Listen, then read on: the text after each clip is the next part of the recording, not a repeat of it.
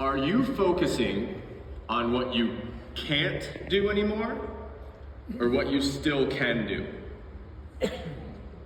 Still can do, right? I love basketball. Right, I'll give you a short story about me. I love basketball. I played basketball in college. I wanted to play basketball for the rest of my life. And I was 40 years old, and I was playing in a rec league at Lifetime, and I tore my Achilles. And if those of you guys know injuries, that's pretty much a death sentence in terms of your basketball playing days. Now, I said, you know what, it isn't. I've seen a bunch of people play basketball after they're tearing their Achilles. It's just harder to do, right? So, some of my friends, after I rehabbed and after I kind of got it corrected, I said I was never going to play basketball again, and they're like, let's just go shoot around, right? Let's just go shoot around. I'm okay with shooting around. I'm like, I'll do that. That's fine. I can shoot around. And then my friend shows up. I'm already at the gym. My friend shows up. He's got 3 other guys with him. And he's like, you're going to play in those? And I was wearing like some crappy running shoes. And I said, no, we're just going to shoot around. He's like, no, we're going to play 2-on-2. And I was like, no, bro, I'm done. So anyway, I didn't want his friends to think poorly of me. So I was like, okay, I'm going to try. All right, I'll get in there. And as soon as we started playing, basketball took over again, right? The things that I thought I couldn't do, all of a sudden I was doing. I jumped and I was like, oh no. And as soon as gravity and ground reaction forces come back, I'm screwed. And I landed, and nothing happened. I didn't hurt myself. I was like, wait, what? Huh, that's interesting. So I can jump up and down and not hurt myself. And I didn't think I could play basketball anymore, but I'm currently playing basketball. I guess I didn't know the math, because obviously the things that I thought I couldn't do anymore, I was doing currently. It was showing me that, hey, you may have been wrong in your thinking, right? And you may have limited yourself when those limits don't necessarily exist. Now, my next question for you guys is, are you limiting yourself where maybe those limits don't necessarily exist? And if you are limiting yourself, where is that line of, here's possibility for me?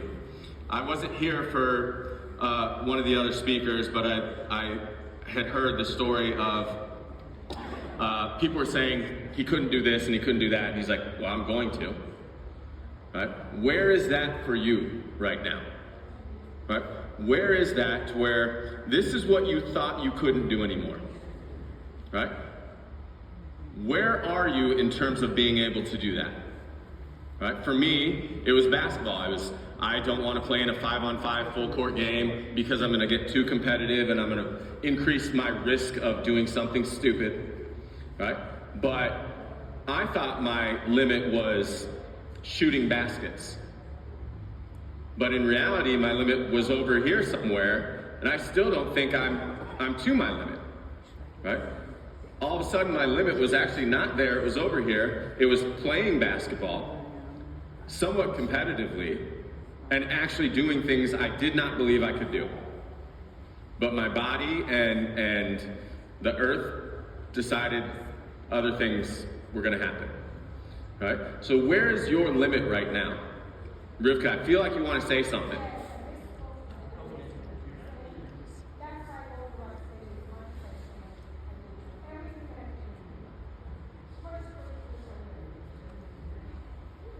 I know that. Rivka's there early. Some of you guys standing, if you want to keep standing, I'll give you something else to do. Right? I'm going to give you something else to do right now. Think about your brain. Think about where you're at right now from an energy level. Right? I know it's the end of the day and you guys have been here for a long time, but think of where you're at from an energy level. Maybe you're getting a little bit more tired. Maybe things are kind of winding down for you. I'm about to attempt to change that. Right? So if you want to stand up and you want to do this, here's what's going to happen. So we're going to do this same thing. We're going to stand shoulder width apart. Right now, all I want you to do is take your right foot and tap it forward. Right? You're going to tap your right foot forward, and you're going to bring your arms all the way up overhead, as far back behind you as you can. Right? Do it 1, 2, 3 times. Then you're going to do the same thing with your left foot. You're going to tap and bring your arms back behind you as far as you can.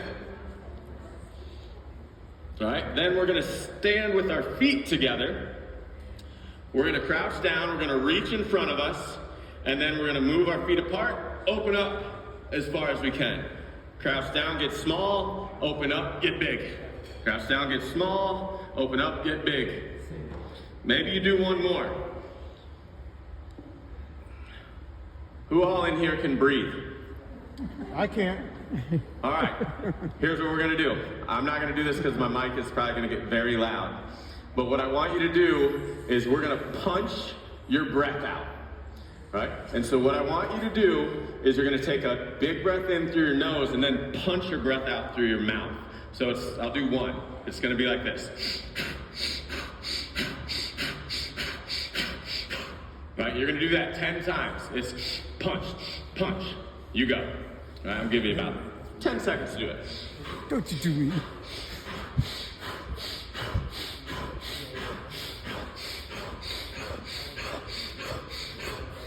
I lost count. Some of you guys may have passed out. But the other ones who didn't, how do you feel right now? A little bit dizzy. Some of you guys might be a little bit dizzy. Some of you guys might be a little bit more alert right now. All right? So what we're doing is moving the tissue of the body, right? We're changing our lung capacity through those breaths. And it's going to give you that little bit extra. Right? It's going to give you that little bit extra. So I did props. How many of you guys are from the Midwest? Any of you guys? Do you have any answers? Right. Have any of you guys taken a trip in your car that lasted longer than, let's say, longer than 2 hours, right? At night, right? In the winter time, right? All right. I did this a lot when I was younger. I'm from Iowa, and girlfriend at the time lived in Chicago, and then vice versa. So I drove from Iowa to Chicago, which is about a 3.5, 4 hour drive. Does anyone know the landscape of Iowa to Chicago? It's some of the most boring plains in the world, right? So at night, when there's nothing going on, you start to get a little tired, right? What is one thing you could do to give yourself a little boost? Sing loud music, right? Okay, maybe I did an unconventional thing. Yeah, that's the one. That's the one, right? So you rolled that window down and that cold air just came and hit you, right? Going 70 miles an hour, because I didn't really speed, right? Going 70 miles an hour, and all of a sudden you got another 10 minutes in you, right? Why do you think that happened? Yep. Focus. You changed your environment. Right? You changed your environment so your body and your brain got a new stimulus to adapt to. Right? We talk about neuroplasticity, and I know that's a big word in here a lot from a lot of these presenters. We talk about neuroplasticity, and it allows your brain to adapt to the new stimulus that you give it. Right? That's why movement's so important. Right? We start to give our body new things to adapt to, and your brain is going to respond. Right? It doesn't matter if you have Parkinson's, it doesn't matter if you've had a stroke, it doesn't matter. It'll change at different levels for different people, but that still remains the same for everybody, right? The ability to adapt to new stimulus that you give your body is kind of our secret power, right? And if we continue to give it that new stimulus, whether it be going to Rock Steady, whether it be doing sticks class with Orlando, right? That new stimulus, the new patterns that you're giving your body and your brain will say, I need to adapt to that. I need to adapt to that. So what happened was when I rolled that window down and I got that breath of, negative 16 degree air sent to my face, my body said, okay, hold on. We gotta figure this out, man. And so that gave me an extra 10 minutes of like energy, because my body's like, yo, we're ready to go. What do we need? Because that was not normal, right? That's what exercise is. And if we don't value that, what is the thing that will happen? You start to decline, right? And that is for anybody. That's not just for people with Parkinson's. That's for every single person.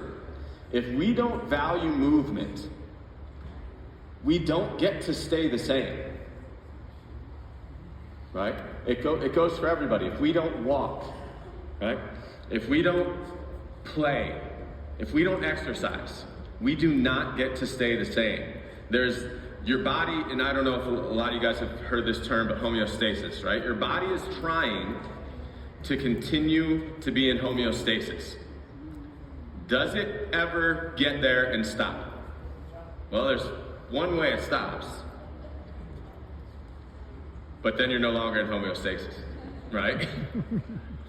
But that's not what happens. It never stays there. So we always have to be continual movers, continual exercisers, right? So right now, here's the next exercise. I want you to stay as still as possible. Like, do not move. Don't move. You blinked. Don't move.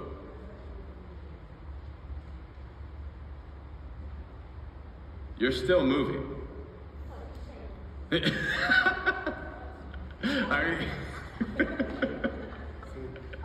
That's not why. But even when we're at rest, we're moving. Right? Even when we're at rest, that idea of neuroplasticity is at play. Because if I sit right here for 10 hours a day, do you think my body's going to say, oh, I'm going to make you great at basketball now? No. What is it going to make me great at? Sitting right here. And then when I want to do something else, is it going to be like, oh, you should be pretty good at that too? No, it's not. Right? I have two stories to tell you. One about, she's not here anymore. Because Nadine was here. I wanted to tell you about Nadine's story about gardening. But Nadine is a member of ours at the gym. And the other day she came into the gym and she goes, hey, I want to let you guys know something. She's like, all these workouts are really making gardening much more fun, right? Because now I can squat down there and I can stay down for a little bit longer. And you know what? So I really want to tell you, this stuff is working. I mean, that's news to me. I didn't know it worked. But it's just one simple thing to where we start practicing and putting our bodies in positions that are not necessarily uncomfortable, but maybe new and novel. That we can start to adapt to those new and novel stimulus, and then all of a sudden they become part of our movement library, right? Or our movement toolbox, right? Another story, Eric. He's a 50-something-year-old member of ours, and he told me when he was in his early 40s, his doctor had said, you know what, man, your shoulder, you got the shoulder of like a 70-year-old. And he's like, and you're just gonna have to deal with it. And this happened 2 weeks ago. He said, you know, it's funny, coming in here, he's like, I remember my doctor told me I wasn't gonna be able to move my shoulder again. He's like, but a lot of these classes, he's like, I can go like this now, I can move my shoulder over my head. And I said, it's not necessarily the classes. It's that you decided to take action and put your body into a situation where it has to adapt. Not necessarily forcing it, but greasing the groove of like continuously convincing your body that this is okay. This is okay. This is going to be a challenge, but this is okay. And if we get through this, I'm going to pay you back in more capability. Right? And that is applicable to every single person in here. is you can decide to say, I want to be a little bit better than I am right now, right? Because Rebecca's in the back, but she knows I've said this for years. You do not get to stay the same, right? There's not one part of this that says you get to stay right where you're at. This is fine for you, because that's not going to happen, right? So you, every day, get to decide, I'm going to be a little bit better, I'm going to try a little bit more, or, it is what it is, I'll move this way, right? We can decide right now to say, I'm not going to let myself move this way, right? What's the rock steady phrase? Right? There's one phrase I'm looking for. Fight back. Right? Fight back. As morbid as this sounds, once we have this, it's always a fight. Right? It doesn't matter the situation you're in. If we do nothing, we lose. Period. For every single one of us. If we do nothing, we lose. How many of us have the opportunity to do something? Raise your hand. Do you have the opportunity to do something? Something more than you're doing right now. And we're going to go home from here, and Sunday's going to come, and Monday's going to come. That's the only thing I want you to remember from what I just said. Sunday will come. Are you going to do just a little bit more? Monday's going to come too. And Monday you're going to wake up tired and you're going to get all those, snap, crackle, pops that we were talking about at the beginning of this talk. And you're going to be like, I'll do it later. You know what? Maybe not today. I'm just feeling a little bit off. Or are you going to say, okay, I see what you're giving me today. I got this. And you do a little bit more. That's all I got, guys. That's all I got.